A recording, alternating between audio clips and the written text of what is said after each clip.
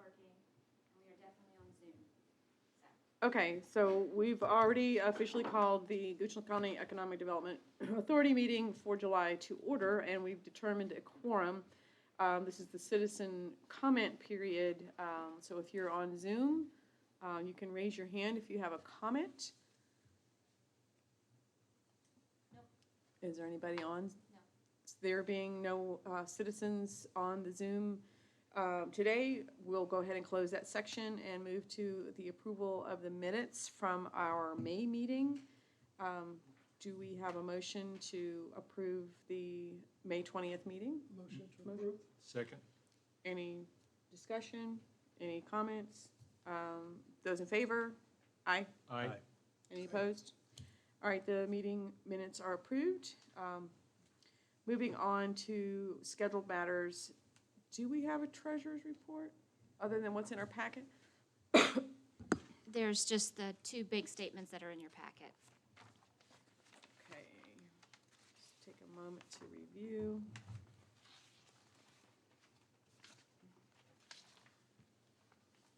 So we had a May and a June bank statement.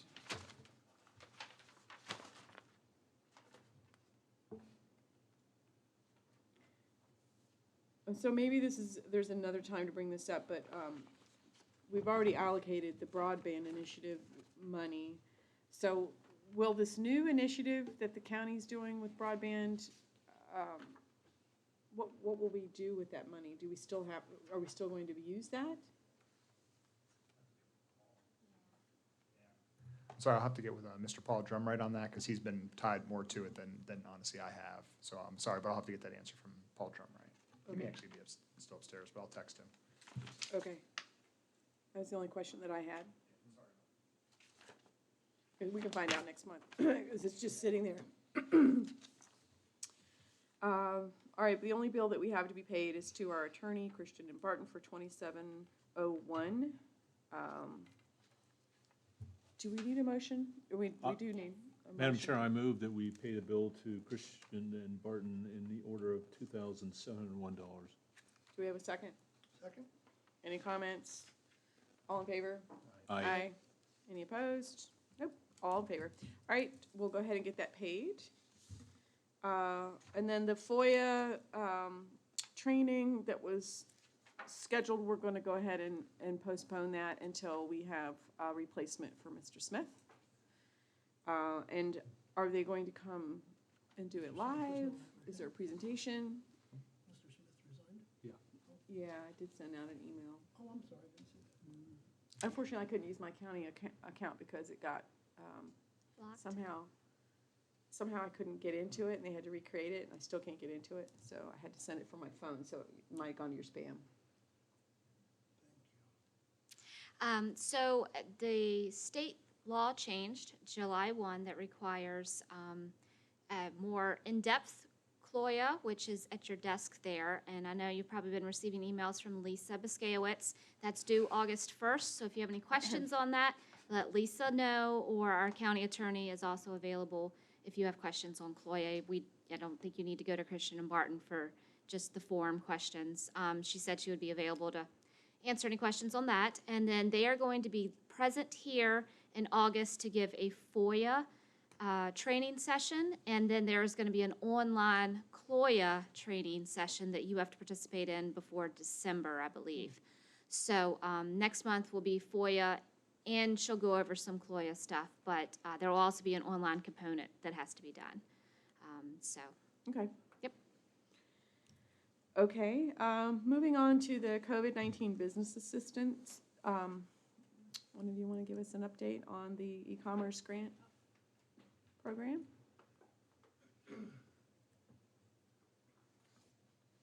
Okay, so for the e-commerce grant program, we've had 13 applications come in.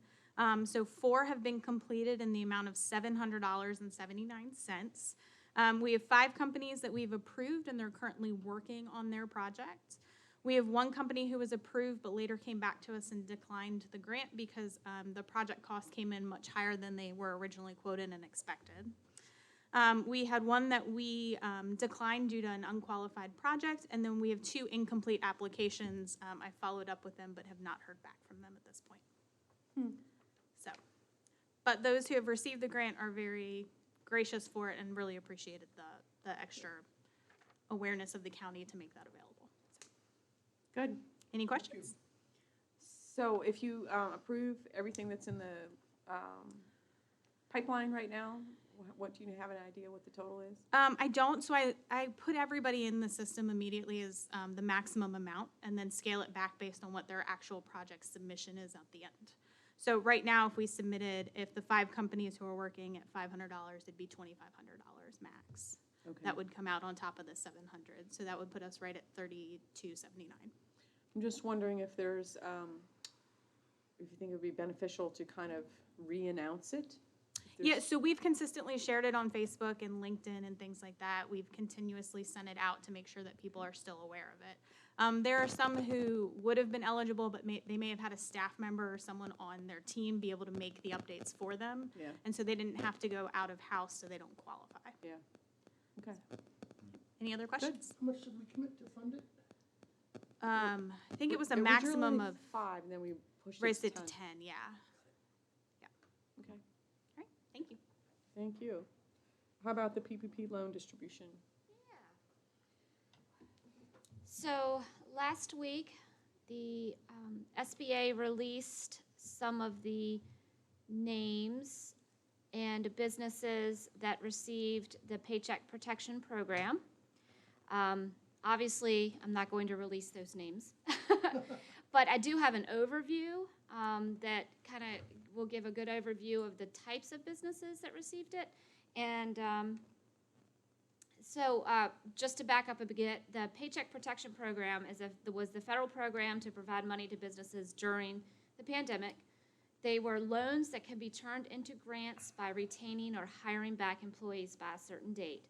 It was based on their operating expenses and the number of employees on the payroll, and it was administered by SBA-approved lenders. So they had to go to SBA-approved banks to apply for this. They released information on businesses who received the funds, and it was kind of done in 2 separate releases. Loans that were over $150,000 had detailed information by location, so I actually know the businesses who received those. And then loans under $150,000 are aggregated by zip code. Now, Goochland shares zip codes with several surrounding counties, so in order to kind of get a true idea of the Goochland impact, I removed them from this kind of analysis. So I removed the Gum Springs zip code because it went way up into Louisa and grabbed a lot more of their businesses. Same thing with the Louisa zip code. Same thing with the Columbia zip code. Definitely the Henrico and Richmond zip code. I was pulling in all sorts of short pump numbers, and it was just completely skewing everything. So from this analysis, that leaves, Goochland proper, Mannequin-Sabot, Maidens, Sandy Hook, Haydensville. I'm probably forgetting a couple, but George's Tavern. yeah. Sa- So yeah. it gives us the ones that are truly limited to Goochland.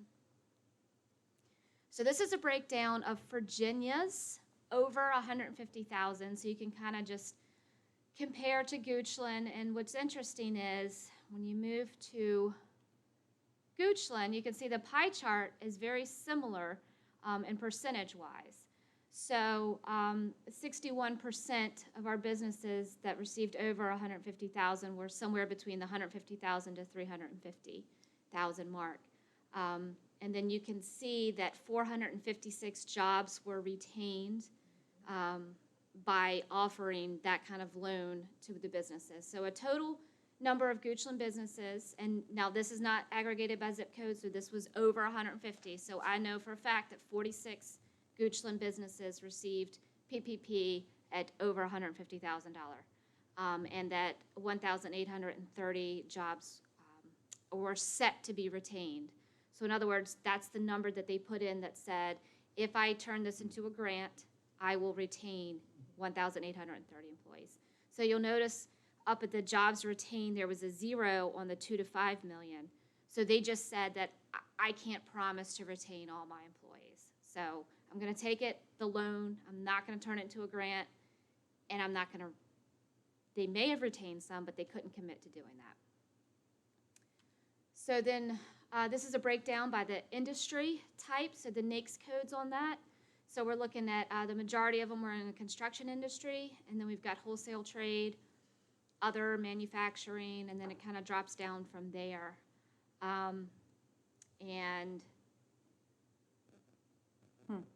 Yeah. Now we can jump into the loans that are under 150K. So these are aggregated by zip code, so it's a little bit of a different picture. So in Virginia, you can see there was 93,000. In Goochland, there was 353. And the total loan amount for the zip codes I analyzed was 12 million, and 1737 jobs retained. The average loan amount was around 36,000, and the average jobs that retained in Goochland in those zip codes were 4.92. And then there is a kind of a more detailed analysis of the types of businesses that received it. They didn't do that for the ones over 150 because we actually had business names, but the majority of them were LLCs, and then drops to corporations and down from there. And then again, loans by industry. So the highest again is still construction, then professional services.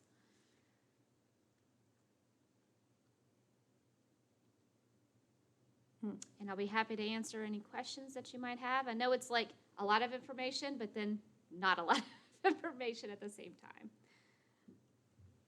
Do you know why they didn't list the names under 150? I think it was I think they had I don't know what the word I'm looking for is. It was a FOIA request that was made to SBA.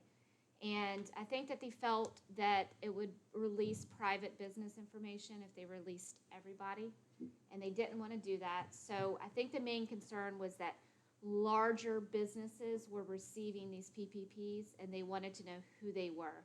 So I think they said, well, let's cut it at 150, and if you got more than 150, then we're going to release your name. And so I think that's how like those larger ones that came out, like Shake Shack and stuff like that. And so under 150, I think they just figured these are small businesses. They're not, they needed the loan, and so we're not going to release their information. Thank you. Do you have any information for the rest of the board on the other grant that was available, the one that you told me about? Oh, yes, so that was a capital area workforce grant, and Goochland is part of the Capital Area Workforce Board, so Goochland was allocated, I think it was around $4,500 to give to businesses for reimbursement of COVID-related expenses, specifically like PPE and things of that nature. And I believe we are probably down to 0, so they've been doled out, and I think it went to 4 businesses. Might have been 3. Off the top of my head. And EIDL's not available, correct? EIDL, I think it is Oh, is it? still available, and I think PPP is still available. Did you mean the list of companies? Oh, I'm sorry. I thought you meant that it's still. No, we have not received a list of companies from EIDLs, no. Okay. Thank you. Just to give a couple more COVID-19 assistance updates, I distributed over 100 PPE kits to Goochland businesses over the last 2 months since we didn't meet last month. I walked some business parks and I made about 15 connections. So I was able to, with my mask, knocked on some doors, and they were very happy to see me with the free stuff, and I was able to exchange business cards. So that was a really, really good program that was supported up by the Richmond Regional Group, Economic Development Group. And so at this point, I think I can move into an exciting new grant proposal. Sarah, could you, yeah. could you forward that slide deck to Sure. us? I would like to have a copy. Sure, yeah. Thank This is, I think I mentioned last time we were together that the county was receiving CARES funding. So the Federal CARES Act went to the state, and then the state released it out to localities based on all sorts of different metrics. And so our board had this chunk of money that they could apply towards different programs for reimbursement. So fire and rescue could be reimbursed for their COVID expenses, and the schools got some and things like that. And they dedicated a specific amount, $150,000, to Goochland businesses. And I went and I sent out a survey to the businesses and asked if they had expended money to meet the governor's Order 53, which closed businesses or made changes. They had to maybe make changes to social distance just to comply with those orders. And so out of that survey came a Goochland Back to Business grant. So the money is going to be used for business grants to reimburse the cost of business interruption caused by required closures. They would reimburse businesses for expenses related to cost incurred to remain in operation or redesign operations to meet requirements to open. So examples of the allowable costs. If you had to redesign or restructure your operations to meet social distancing requirements, PPE, signage, thermometers to check temperatures, protective equipment for customers such as sneeze guards, even technological improvements, so e-commerce platforms, those kind of things. And then supplies related to change in operations, for example, takeout or carry-out containers for restaurants or paper menus, anything like that. It will be, the amounts will be based on the number of full-time equivalent employees and documented reimbursable expenses. So the businesses have been affected, maybe they purchased something, they submit documentation that they purchased and bought these things, they can be reimbursed. So businesses 1 to 25, up to $5,000, 26 to 49 employees, up to $8,000, 50 to 150, up to $10,000. There will be a $50,000 cap on the 50 to 150 businesses. So in other words, let's say the first 5 come in at $10,000, then no more businesses between 50 and 150 can apply. So the rest of the money, the rest of the 100,000 is going to go to businesses between 1 to 49. And that was really important to our to the Board of Supervisors to make sure that we're targeting the smaller businesses, ones that might have really had to expend capital that's more important to them than some of the larger businesses. Other counties getting this type of program as well? Yes, so most counties that are coming out are more of a blanket grant. So they just say that their businesses say that they were affected by COVID, and then they're given $5,000. And I thought that Goochland was more of a reimbursable. Mm-hmm. Most of the grants that we do are reimbursable, or kind of on the back end of things versus just handing out money. Right. So this is why we're doing it this way. Good. Eligibility, so small businesses, they must be established with a principal place of business physically located in the county. They must have at least 1 and less than 150 employees across all the locations, in operation for over 1 year, and a valid 2020 business license, or be exempt from a business license requirement. Independent contractor and sole proprietor eligibility. They have to live in Goochland County, operate their business as a sole proprietor, pay self-employment tax, and not be currently receiving unemployment benefits. And of course, valid 2020 business license. So things that are ineligible to apply are nonprofits, banks and financial institutions, nationally known franchises or chain businesses. However, a Goochland-owned franchise that can meet all the other eligibility requirements may participate. For example, Dunkin' Donuts. So they'll be able to participate. It's a franchise. The owner lives in Goochland. Operated out of Goochland. Independent contractors operate on a multi-level or network marketing businesses such as Avon and Mary Kay. Independent contractors working on gig platforms such as Airbnb or Uber. And then businesses engaged in speculation or investment of rental real estate. And some of those are just straight out of the SBA guidelines for businesses that are ineligible anyway, like the speculative investment in real estate. The grants will be awarded on a first-come, first-served basis. They must have a full application and documented reimbursements in order to be considered. So if an application is rejected due to insufficient information or documentation, the applicant will be notified that they need to resubmit, and then they're going to be placed in the queue upon resubmittal. There's no placeholding. The application window will stay open until December 1st, 2020, or until the funds are depleted. So businesses may apply more than once if they make another purchase. So when I put out the survey, I asked if they plan on purchasing more between now and December. And the majority of them did say yes, that they were.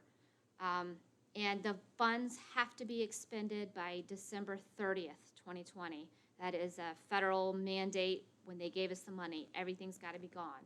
So we're going to keep it open until December 1st, and then hopefully that'll give us enough time to get the checks cut and everything out by the December 30th date.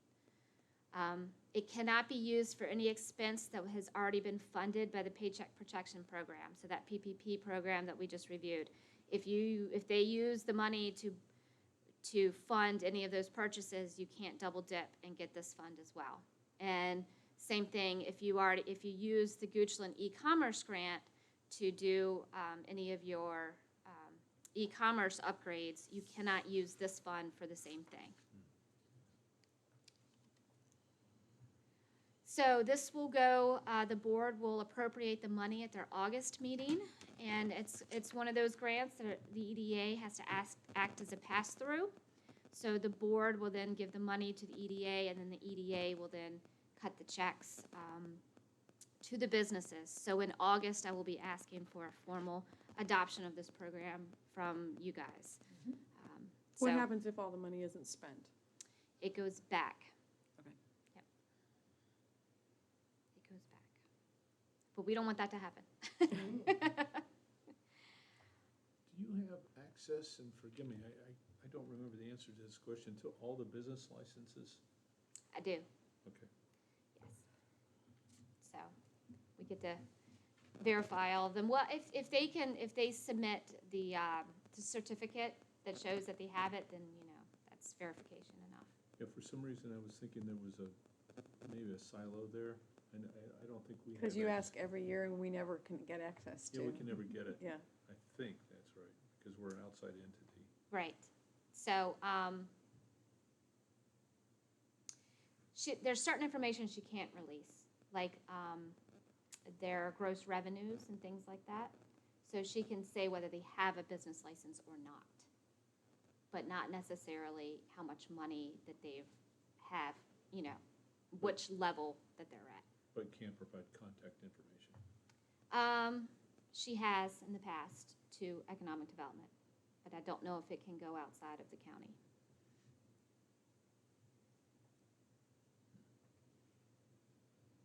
Any other questions? Thank you. Thank you. Thank you, looks like a good program. Yes, and there's more detailed guidelines at your desk. You want to go through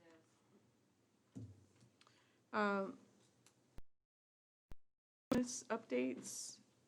Do you want to give us an update on the target industry analysis? Yeah, report? absolutely. So Okay. we had a call with Virginia Tech, and when I say we, it was Mr. Sloan, myself, Sarah, and Todd, to kind of talk about step one of that process. So at this point, they have pulled all of the data. So they're looking at median household income, occupation codes, total employment counts, major employers, And so they've kind of pulled all of that, as well as like commuting migration, so how many people are coming into the county for work and how many people are leaving the county for work.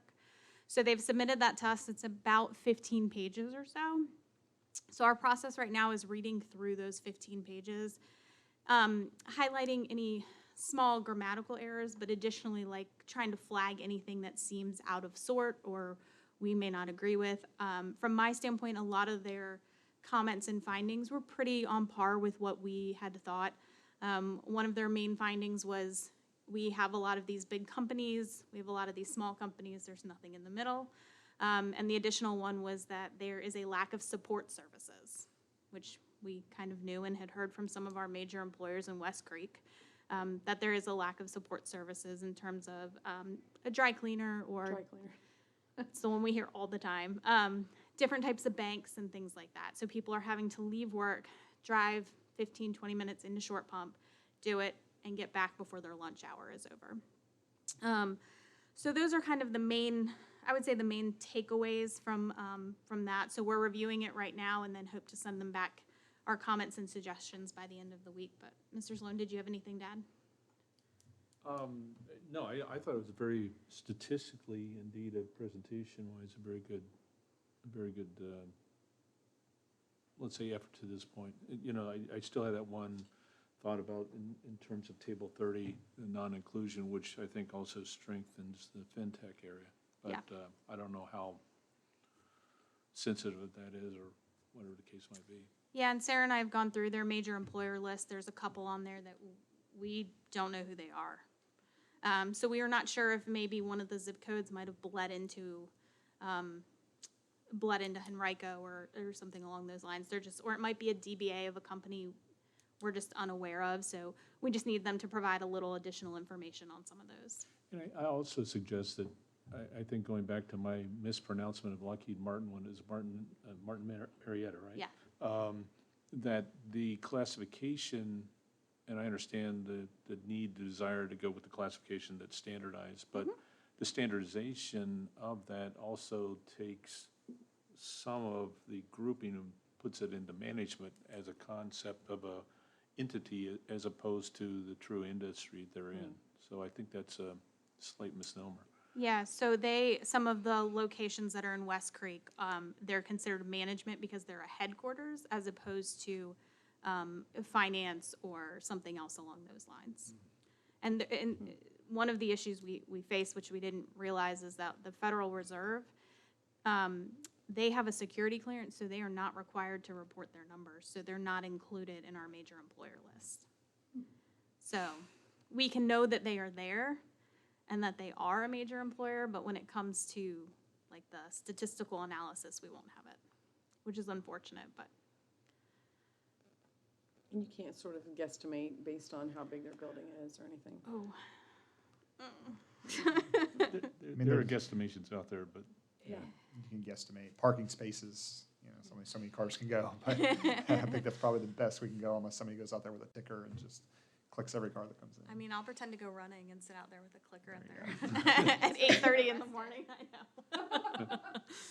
I'll call Todd. So Virginia Tech now, once they get our notes back, we'll kind of discuss those and make sure we get those changes. And then they'll really kind of start delving into a lot of the industry specific and coming up with those kind of for us, so.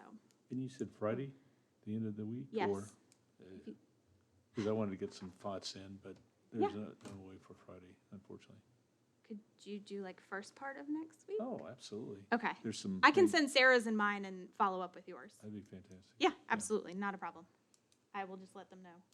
It'll at least give them some edits to start working on, and then we can follow the rest early next What week. was the intended end date? August. August, okay. August, September, so they're moving. They definitely are still moving. So it's exciting to kind of see that start coming to fruition. Good. Yeah, so then additionally in new business, I have 18 active projects right now. Yeah, been busy. Yeah, so we've had a couple new projects kind of come in during COVID. There are some very large projects that we've just been made aware of. And we have kind of some smaller ones, you know, job-wise, some of them are definitely like 3 and under, but, some of them would fill support services, and then some of them would be kind of some larger companies. So if we landed all 18 of those projects, and granted, we don't have information for all of them, it would be about 200 potential jobs and more than $19 million of investment. So, yeah. So additionally, during this time, I kind of presented the idea to CREW, which is the Commercial Real Estate Women's Group here in Richmond, about having Mannequin Town be a presentation, and so they did that today at lunch. So that was awesome to be able to kind of push one of our big development projects going on to a group of commercial real estate agents. Yeah, so it went pretty well. So we hope to have some interest from some of them in terms of finding some tenants for some of that commercial space. Sarah and I went and toured the new animal shelter, and it is phenomenal. And they have puppies right now if you want to head down there. But the new facility is really exciting. Are you going back to that shelter? Yeah. It's so nice in there. It's so nice. But anyway, so Sarah and I went and toured that one. And then the last thing on my list is we did have a new building and site come online. It's 12820 West Creek Parkway. It's 50,000 square feet of industrial space. The current tenant in that space, they know that the space is being leased. They've been bought out by another company, and the new company is being a little wishy-washy about whether or not they're going to keep the Goochland location at this point. So the owners and things are just going to go ahead and start putting it out there so that their lease is up in December. And so they don't want to get stuck with 50,000 square feet in December. So they've started to market it until the company has said otherwise. So Is that the company I'm thinking of in the trade? mm-hmm. Yeah. So just to hop in on that, I met with that company last year, so I knew it was coming, and I was trying very hard to influence their decision to stay in Goochland County, and they were bought out by a larger national firm whose headquarters is in Florida, and so the headquarters operation has already been shut down there, and they're trying to keep the Richmond location, but it doesn't look like it's going to happen. So. Thank you. yeah. So that's a good point. I forgot to mention that. But yeah, they originally came on the market with 15,000 square feet of consecutive space, and the additional 35 came on the market last week. And how many employees work there? It's around 100. Wow. Between 100 and 100. So are they being absorbed and moved, or? I don't know. At that point, if they were to announce a layoff or anything, it would go through the VEC office for their, what is his role? The Warren program? Yeah, it's the Warren program, but what's Mark's job? They have specific people when things like this happen that their sole job is to get out to the companies, find out what skills these people have, what kind of training, education, et cetera, and start working with other existing companies to find placement for them, ideally before their current location shuts down, so that they can kind of roll out of one job straight into the next. So, yep. But that's it for new business, unless you all have any additional questions. Great. Any existing business updates that you already haven't provided? Oh, you Yes. have, okay, I've been busy. okay. So I've met with 2 businesses over the last 2 months. So I'm trying to get in to see more, but it's hard to get in to see businesses face to face. But I was able to meet with 2. The Residence Inn is slowly but surely coming to the finish line. Yeah, So looks like it. that was one of the businesses we got to meet with, and we met the new general manager and the sales rep, and I think it's going to be a really nice facility and a good asset to Goochland. And they are hoping for a grand opening sometime in August or September, just depends on the rest of the building construction.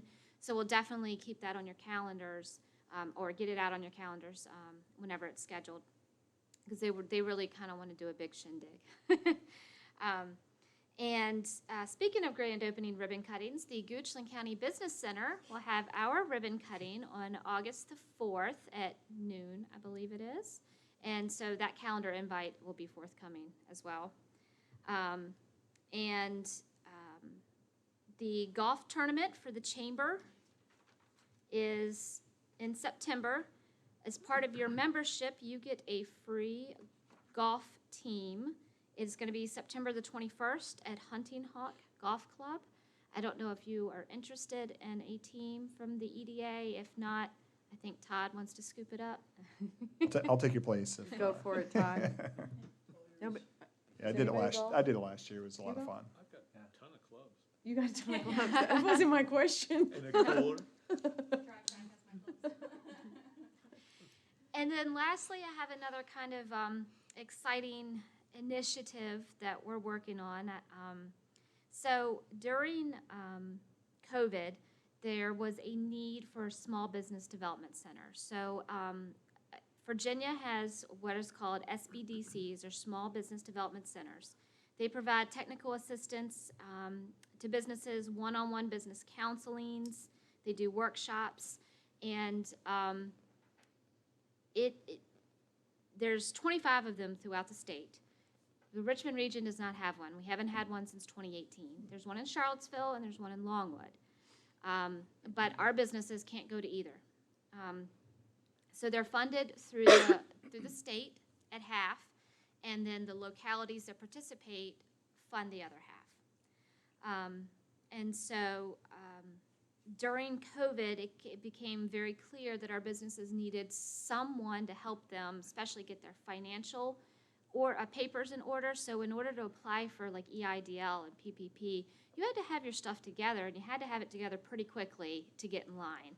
Yep. And a lot of businesses suffered because they didn't know who to go to. Their bookkeepers were, I don't know, MIA, or they couldn't get in to see their CPAs, and they were not having a small business development center in the Richmond region kind of, I think, hindered some of our businesses and able to participate more quickly.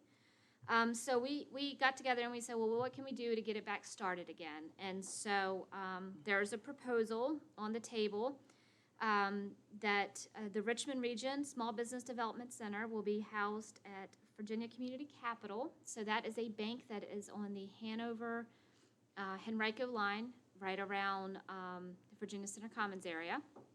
However, if Goochland participates, they will come out to Goochland and be in the Goochland Business Center a certain amount of time a month. They will also be available via phone and video conference and all sorts of things, but face-to-face meetings can happen in our business center. And the Goochland portion is based on the number of small businesses that we have, proportion based to like Henrico or Chesterfield or Hanover. So we are looking forward to trying to get this started. It's in the very early beginning stages, and we're meeting again in a couple weeks with the other localities to see if everybody's on board. So but we're hoping to get it stood up by the end of the year. So hopefully more good information to come on that. Is that typically founded by the counties themselves, or by the EDAs, or by both? It's funded, did you say funded? It's funded half by the state SBDCs and then half by the localities that participate in that region. It can also be funded through private grants or private, like if we got a donation from Altria to fund a small business. Thank So you. that would reduce the locality's proportion. But as far as locality, would that be the county or the EDA, or a county. combination? The county.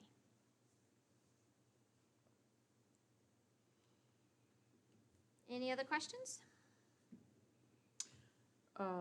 We do have a board opening.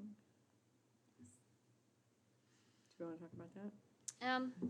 Yeah, I'm happy to take that. At the moment, and I believe this would be at the August 4th board meeting, a gentleman named Mr. Kenneth Collier. He was actually thinking about coming tonight. He must have had something pop up, but he was going to come in and sit down. He lives out in District 2 over in the Mill Trace area. He was approached by one of the board members, to see if he would be interested in serving, and he said yes. And I believe he's also on the BOE right now, the Board of Equalization.